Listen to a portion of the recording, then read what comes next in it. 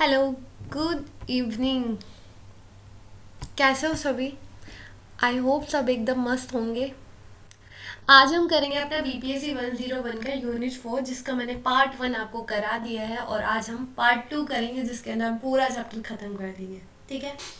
तो जिसने भी पार्ट 1 नहीं देखा है उसको देखना, फिर उसके बाद पार्ट 2 से स्टार्ट करना, क्योंकि आपको कुछ समझ में नहीं आएगा जब आपको आगे का नहीं पता होगा। ठीक है?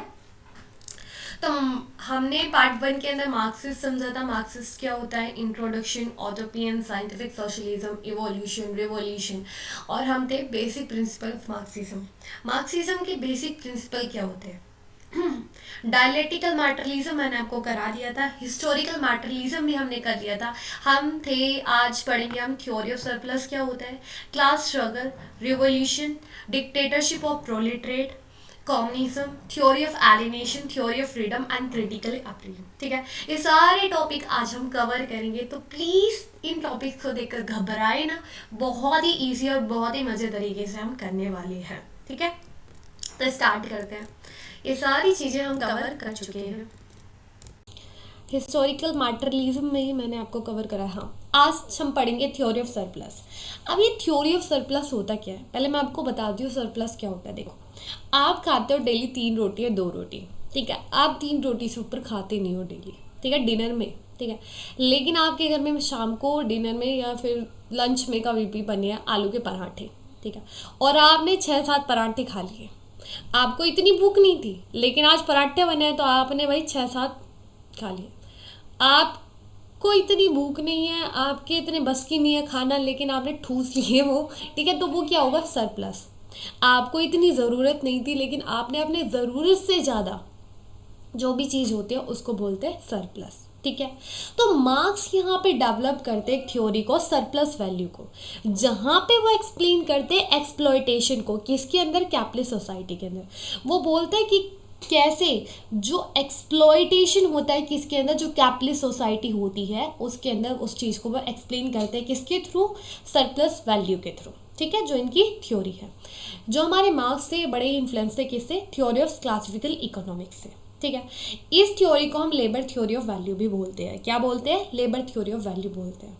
यहाँ पर बोला जाता है जो वैल्यू होती है कमोडिटी। कमोडिटी का मतलब क्या होता है कि जो हमारा माल होता है या फिर हमारा सामान होता है, जो भी हम बनाते हैं, जो भी हमारी कंपनी बनाती है, जैसे कि एक इंडस्ट्री है जहाँ पर शर्ट वगैरह बनती है। ठीक है? अब जो उसकी शर्ट होगी ना, वो उसका सामान होगा। ठीक है? तो उस शर्ट की जो वैल्यू होती है वो डिटरमाइन करती है लेबर के अमाउंट से, कि लेबर कितना कंज्यूम कर रहा है। ठीक है? लेबर भी एक कमोडिटी ही होती है, लेबर भी एक सामान के जैसा ही होता है, जिसे हम खरीद भी सकते हैं, जिसे हम बेच भी सकते हैं। ठीक है?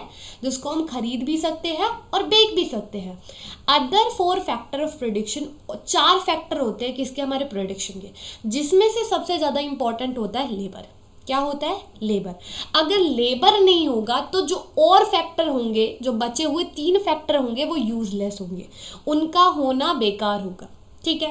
लैंड, कैपिटल, ऑर्गेनाइजेशन, ये हमारे 3 फैक्टर होते हैं। और चौथा हमारा कौन सा होता है? लेबर होता है। लैंड, कैपिटल एंड ऑर्गेनाइजेशन क्यों होते हैं? लैंड होता है कि देखो, अगर आपको कोई भी फैक्ट्री खोलनी है, कोई भी इंडस्ट्री खोलनी है, पहले तो आपके पास लैंड होना चाहिए, ज़मीन होनी चाहिए। अगर आपके पास ज़मीन नहीं होगी तो आप कहाँ पे खोलोगे अपनी कंपनी को? बताओ मुझे। सबसे पहले ज़मीन होनी चाहिए ना। तो क्या होना चाहिए? लैंड। उसके बाद कैपिटल। चलो, आपने कंपनी भी खोल ली है, अब आप खाली कमरे में ही थोड़ी नहीं सब कुछ कर दोगे, आपके पास मशीन्स भी होनी चाहिए। ठीक है? जो कि प्रोडक्शन को बनाने में काम करेगी। अगर आपने शर्ट वाली वो खोली है, कोई भी इंडस्ट्री खोली है, तो वहाँ पे जो शर्ट को बनाएगी उसके लिए मशीन्स की ज़रूरत होती है, तो कैपिटल मशीन्स होती है। ठीक है? ऑर्गेनाइजेशन, आप अकेले बैठ के ही पूरी शर्ट बना दोगे जो आपकी पूरी इंडस्ट्री आगे तक चल जाएगी? नहीं, एक ऑर्गेनाइजेशन की भी तो जरूरत पड़ेगी। ठीक है? And then last and important, labour. जो काम करेगा, जो शर्ट बनाएगा, वो तो लेबर ही बनाएगा ना। कोई कंपनी का सीईओ थोड़ा ना बनाने जाएगा वहाँ पे। ठीक है? तो सबसे ज़्यादा इंपॉर्टेंट क्या होता है? लेबर। ये जितने भी हमारे जो अदर फैक्टर होते हैं ना प्रोडक्शन के, किसके ऊपर एप्लीकेबल होते हैं? लेबर के ऊपर। ठीक है, जो कि हमारे प्रोडक्ट को बनाता है। अगर लेबर नहीं होगा तो सारी चीज़ें बंजर हो जाएंगी, आपका काम ही नहीं बनेगा। जब आपकी फैक्ट्री के अंदर लेबर ही काम नहीं करेंगे, लेबर ही नहीं होंगे, तो प्रोडक्शन कैसे बनेगा? ठीक है, तो सबसे ज़्यादा इंपॉर्टेंट क्या होता है? लेबर होता है। अब हम इस चीज़ में लेबर को ही क्यों पढ़ रहे हैं? आगे बोला जाता है जो लेबर होता है वो क्या क्रिएट करता है? वो मोर वैल्यू क्रिएट करता है। क्या करता है? मोर वैल्यू क्रिएट करता है। अब ये मोर वैल्यू क्या होता है, पेड वैल्यू क्या होता है, सरप्लस वैल्यू क्या होता है, जो कि प्रॉफिट देता है कैपिटलिस्ट सोसाइटी को। तो इस चीज़ को हम एक एग्जाम्पल के थ्रू समझते हैं। एक वर्कर है जो कि 25,000 का क्या कर रहा है, महीने का काम कर रहा है। ठीक है, उसने एक वैल्यू क्रिएट करी है कितनी? 25,000 की, लेकिन उसको महीने की जो दिहाड़ी मिलती है वो 15,000 मिलती है। ठीक है, अब बचे हुए जो 10,000 रुपये होंगे वो क्या उसके इंश्योरेंस में जाएंगे? नहीं, वो कहाँ पे जाएंगे? वो कंपनी के हाथ में जाएंगे। कंपनी उस चीज़ का क्या लेगी? प्रॉफिट लेगी। ठीक है, कंपनी उस चीज़ का प्रॉफिट ले लेगी ना, वो 10,000 बचे हुए कंपनी के हाथ में ही तो जाएंगे ना, किसी और के पास थोड़ी नहीं जाएंगे। तो उस चीज़ को बोलते हैं मोर वैल्यू क्रिएट करना। देखो, ये हमारा लेबर है, कैसे एक लेबर क्रिएट करता है मोर वैल्यू। ये हमारे रामलाल जी हमारे एक लेबर है, ठीक है, जो किसी कंपनी में काम करते हैं। इन्होंने एक टी शर्ट बनाई है जो कि 25,000 की है। अब ये टी शर्ट 25,000 की कैसे, देख लो भाई। देखो, ये हमारे एमसी स्टैंड है यहाँ पे। ठीक है, एमसी स्टैंड की टी शर्ट है जिसके 80,000 के जूते हैं, उसकी टी शर्ट भी 25,000 की है। ठीक है, लेकिन बेचारे को महीने का मिला 15,000। कितना मिला है? 15,000। उसने टी शर्ट बनाई है 25,000 की, पर बेचारे को 15,000 रुपये मिले हैं।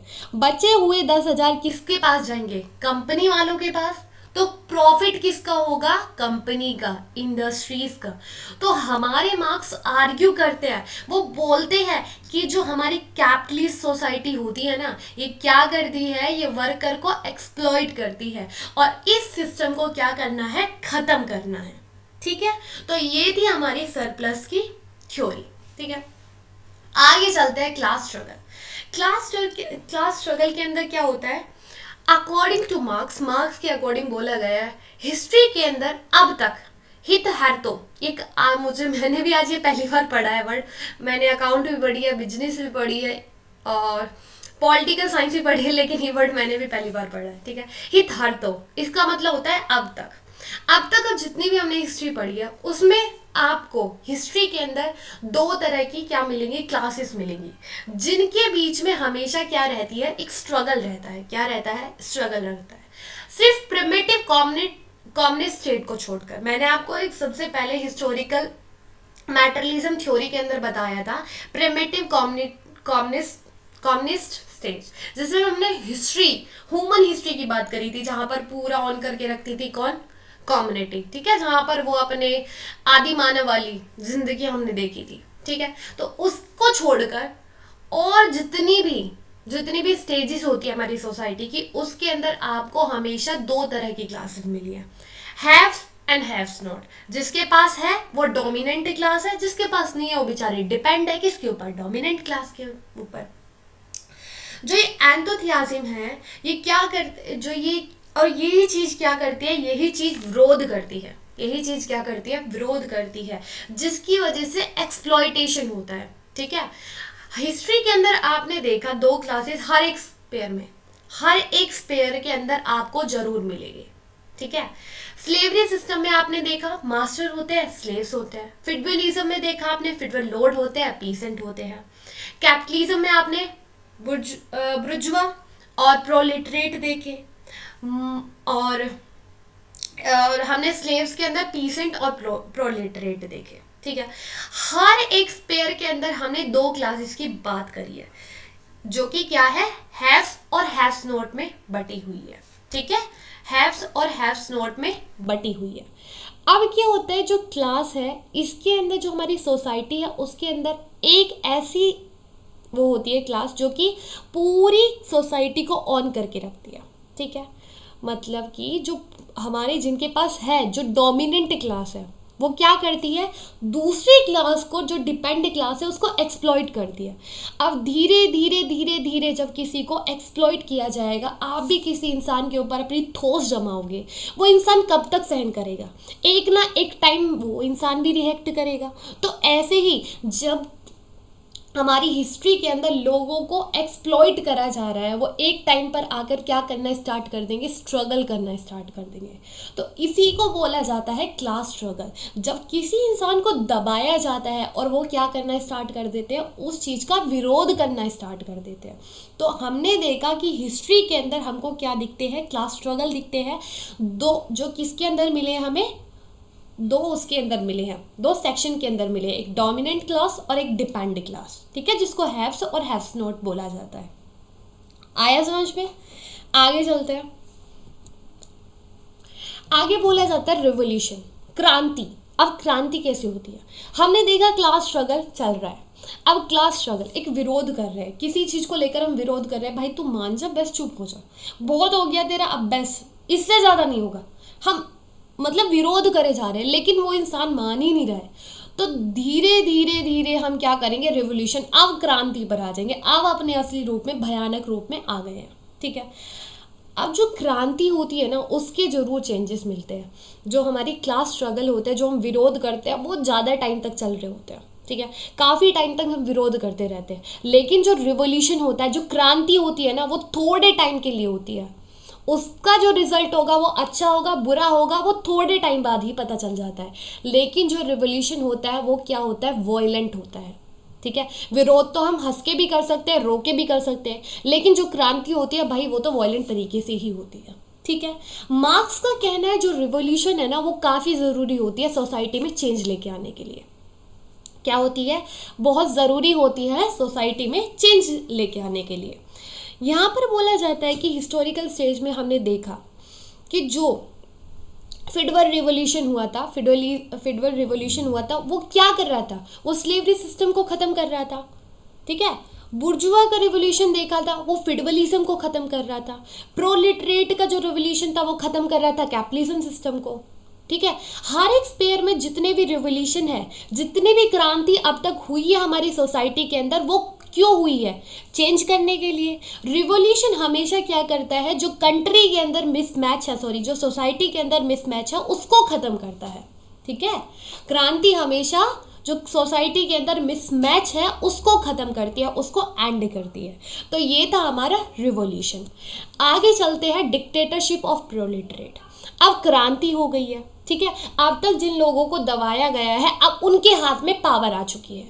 प्रोलेटरेट जो कि बुर्जुआ लोग थे, पहले वो उनके ऊपर रूल करते थे, प्रोलिटरेट के ऊपर। अब पावर प्रोलिटरेट के हाथ में आ चुकी है। जब प्रोलिटरेट रिवॉल्यूशन होगा तो उसके बाद क्या हो जाएगा, डिक्टेटरशिप आ जाएगी, किसकी, प्रोलिटरेट की, जिसको हम सोशलिस्ट स्टेट भी बोलते हैं। क्या बोलते हैं, सोशलिस्ट स्टेट भी बोल सकते हैं, ठीक है। अब इसके अंदर क्या होगा, जो हमारे बुर्जुआस है, जो हमारे बुर्जुआ है, वो क्या करेंगे, वो ट्राई करेंगे क्रांति करने की। वो सोचेंगे कि हाँ, हम दोबारा से अपना रूल लेके आएंगे। लेकिन अब भाई ऐसे थोड़ी नहीं होता है, इतनी मेहनत से किसी के हाथ में पावर आई है इतना टाइम बाद, तो इतनी जल्दी थोड़ी नहीं जा सकती है, ठीक है। तो फिर क्या होता है, हमारे जो डिक्टेटरशिप होएगा किसका, प्रोलिटरेट का। पहली बार जो गवर्नमेंट होगी वो किसके हाथ में होगी, वो मेजॉरिटी लोगों के हाथ में होगी।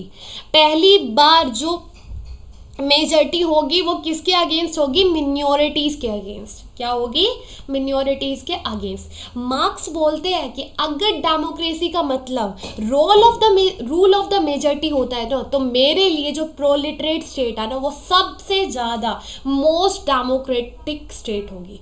क्योंकि बोला जाता है पहली बार प्रोलिटरेट स्टेट के अंदर हिस्ट्री में भी आज तक कभी नहीं हुआ है जो कि पावर किसके हाथ में, मेजॉरिटी के हाथ में। पहली बार प्रोलिटरेट स्टेट के अंदर जो पावर आती है वो किसके हाथ में आती है, प्रोलिटरेट। जो हमारी लेबर थी, जो हमारी सोसाइटी के अंदर ज़्यादा लोग थे, मेजॉरिटी के हाथ में आती है, ठीक है। तो वो बोलते हैं कि मेरे लिए तो प्रोलिटरेट स्टेट ही क्या है, एक डेमोक्रेटिक स्टेट है। कौन बोलते हैं, मार्क्स बोलते हैं। समझ में आया, डिक्टेटरशिप ऑफ प्रोलिटरेट। आगे चलते हैं। अब बनती है कम्युनिस्ट सोसाइटी। कम्युनिस्ट सोसाइटी कैसे बनती है कि देखो, अब सोसाइटी के अंदर डिक्टेटरशिप प्रोलेटरेट की धीरे धीरे वो भी खत्म होती जा रही है। अब कोई प्राइवेट प्रॉपर्टी नहीं रहेगी। जो मीन्स ऑफ प्रोडक्शन होगा, जो भी आपका सामान होगा, वो कौन ऑन करेगा? पूरी कम्युनिटी ऑन करेगी। पूरी सोसाइटी उस चीज को क्या करेगी? कंट्रोल करेगी या लीड करेगी। ठीक है। कोऑपरेशन होगा, लोग आपस में कोऑपरेट करेंगे, ना कि कंपटीशन करेंगे एक दूसरे के साथ। ठीक है। कोऑपरेट करना है, कॉम्पिटिट नहीं करना है। ठीक है। जो प्रोडक्शन होगा, जो हमारा खाना पाना होगा या कुछ भी जो भी हमें चाहिए, वो किस लिए होगा? सिर्फ नीड्स के लिए होगा। ठीक है। अब इस टाइम पर जो प्रोडक्शन होगा, जो भी हम कुछ भी चीज़ बनाएंगे, वो सिर्फ हम किस लिए बनाएंगे? अपनी नीड्स के लिए। हमारी सोसाइटी की नीड्स पूरी होनी चाहिए। कोई प्रॉफिट नहीं कमाना है। किसके अंदर? कम्युनिस्ट सोसाइटी के अंदर। कोई प्राइवेट प्रॉपर्टी नहीं होगी। अगर प्राइवेट प्रॉपर्टी नहीं होगी तो लोगों को दबाया नहीं जाएगा, कोई एक्सप्लॉयटेशन नहीं होगा। अगर कोई एक्सप्लॉयटेशन नहीं होगा तो कोई क्लास डिवीज़न नहीं होगी। अगर कोई क्लास डिवीज़न नहीं होगी तो कोई प्रॉपर्टी ऑनरशिप नहीं रहेगी। ठीक है। अगर कोई प्रॉपर्टी क्लासलेस होगी। अब देखो, सोसाइटी के अंदर कोई प्राइवेट प्रॉपर्टी नहीं है। अब प्राइवेट प्रॉपर्टी नहीं है तो क्लास कैसी हो जाएगी? जो हमारी सोसाइटी है वो बिल्कुल प्रॉपर्टी लेस हो जाएगी। कोई हैव्स नॉट नहीं होगा, क्योंकि लोगों के पास लोग सब इक्वल है। सोसाइटी के अंदर सब इक्वल है। ठीक है। कोई क्लास डिवीज़न नहीं है। ठीक है। कोई डोमिनेंट, कोई डिपेंड क्लास नहीं होगी सोसाइटी के अंदर। कोई क्लास डिवीज़न नहीं होगा। अब जब क्लास डिवीज़न ही नहीं होगा, किसी लोगों को दबाया ही नहीं जाएगा, तो कोई लोग विरोध भी नहीं करेंगे। अब जब लोग विरोध नहीं कर रहे, इसका मतलब लोगों की जो नीड्स है वो पूरी हो रही है। लोगों की कोई ज़रूरत ही नहीं है सोसाइटी के अंदर जो कि उनको चाहिए। ठीक है। लोगों की नीड्स पूरी हो रही है सोसाइटी के अंदर। जो कम्युनिस्ट सोसाइटी है वो गवर्न करी जाती है लुइस ब्लैक के थ्रू, जहाँ पे उन्होंने प्रिंसिपल बताया है कि जो कम्युनिस्ट सोसाइटी होती है वो सिर्फ इतना करती है जितनी उसकी कैपेसिटी होती है, जितनी ज़रूरत होती है उतना ही करती है। जो सोसाइटी होती है वो पूरी की पूरी कन्वर्ट हो जाती है किसमें? वर्किंग क्लास में। कोई डोमिनेंट क्लास नहीं होती है। ठीक है। तो यहाँ पर कोई एक्सप्लॉयटेशन नहीं होता है। ये बिल्कुल एक लिबर्टेरियन सोसाइटी बन जाती है, एक एग्लिटेरियन। ठीक है। एग्लिटेरियन सोसाइटी बन जाती है। तो ये था हमारा कम्युनिज्म। तो यहीं पे हमारे सारे बेसिक प्रिंसिपल खत्म होते हैं किसके? मार्क्स के। तो हमने कौन कौन से प्रिंसिपल की बात करी? Communism, dictatorship of proletariat, revolution, class struggle और सरप्लस वैल्यू, एंड देन उसके बाद हमने बात करी थी हिस्टोरिकल मैटरलिज्म, एंड देन उसके बाद डायलेक्टिकल मैटरलिज्म। ठीक है। तो सभी को जोड़ते हुए चलना है। ठीक है।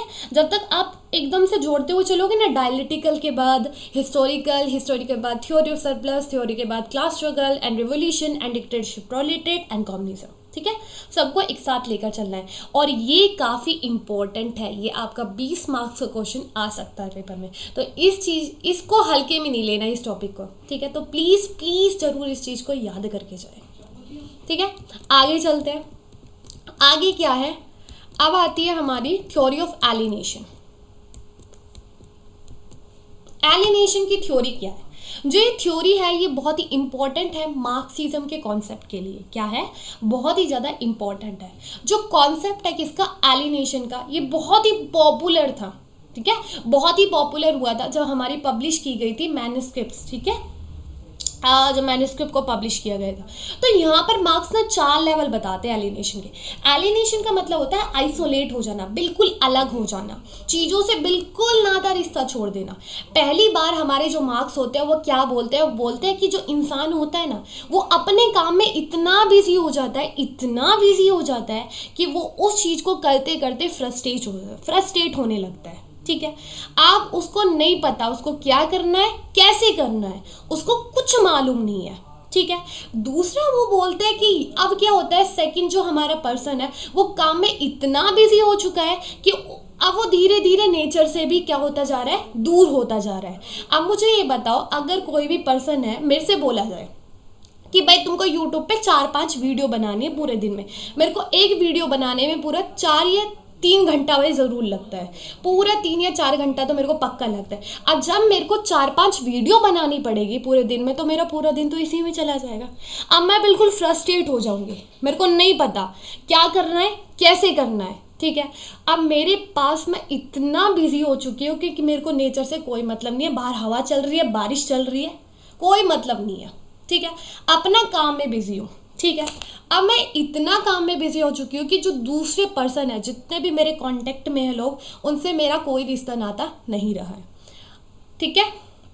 अब धीरे धीरे धीरे धीरे मैं इतना इतना बिजी हो चुकी हूँ कि मेरे को अपने आप से भी मतलब नहीं है। अब मैं अपने आप से भी दूर होती जा रही हूँ, ठीक है।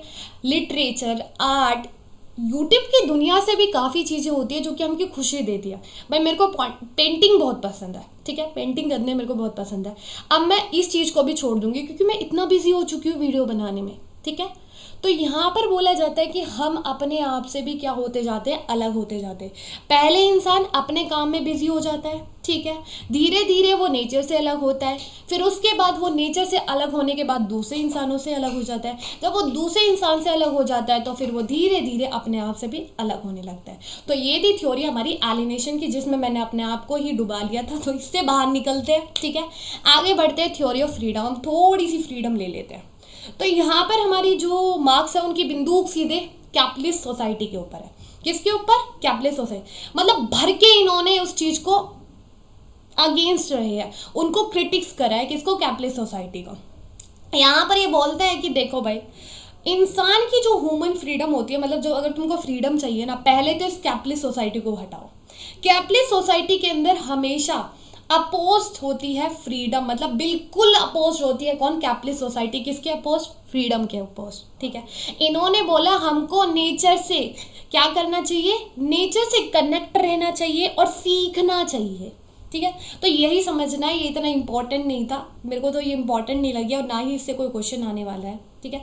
अगर आ जाए तो देख लेना, एक बार पढ़ के चले जाना, लेकिन मुझे इंपॉर्टेंट नहीं लग रही है। तो यहाँ पर आपको देखना है कि वो सीधे यहाँ पे क्रिटिक करते हैं कि इसको कैपिटलिस्ट सोसाइटी को बोलते हैं या अपोज होती है फ्रीडम के, और हमको नेचर के पास जाना है, ठीक है।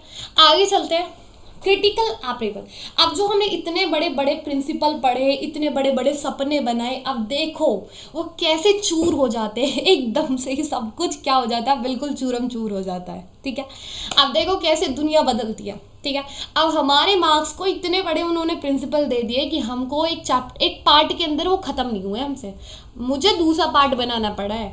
अब वो इतने प्रिंसिपल के बाद भी इनको क्रिटिक्स करा जाता है। कैसे? बहुत सारे लोग बोलते हैं कि मार्क्स ने बोला है कि क्लास को दो, इन्होंने सोसाइटी को सिर्फ दो उसमें बांट दिया है, दो क्लासेस में।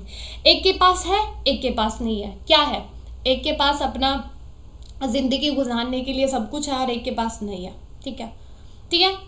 लेकिन रियलिटी में देखा जाए सोसाइटी के अंदर, क्या आप इतने सारे ग्रुप को दो उसमें डिवाइड कर सकते हो? नहीं। वर्ना सिस्टम जो कि हमारे ब्राह्मण से बनाया था, वो भी 4 डिवीजन में नहीं डिवाइड कर पाए थे सोसाइटी को। बाद में जो जंगलों में रहते थे आदि मानव, उसके लिए उन्होंने जाति वगैरह बनानी स्टार्ट कर दी थी, ठीक है। तो वो नहीं बना पाए और हमारे मार्क्स ने 2 उसमें डिवाइड कर दिया सोसाइटी को। ऐसे कैसे हो सकता है, ठीक है। तो बोलते हैं कि भाई देखो सोसाइटी को 2 उसमें नहीं बांटा जाता है मार्क्स जी, ठीक है। आगे क्या बोला जाता है? आगे बोला जाता है आज के टाइम पर देखा जाए सबसे ज़्यादा कौन सी क्लास है सोसाइटी के अंदर? Middle class. हर कोई मिडिल क्लास से होता है। ज़्यादातर बच्चे मेरी क्लास में भी हर जगह ही मेडिकल क्यों बोल रही हूँ, मिडिल क्लास से बिलोंग करते हैं, ठीक है। हाँ, काफ़ी लोग हैं हमारी कंट्री के अंदर, हमारी सोसाइटी के अंदर जो मिडिल क्लास से बिलोंग करते हैं। तो यहाँ पर हमारे मार्क्स ने मिडिल क्लास का तो नाम ही नहीं लिया, बस 2 बोला, एक प्रोलिटरेट और एक बुर्जुआ, जो इंडस्ट्रियलिस्ट और एक लेबर, ठीक है।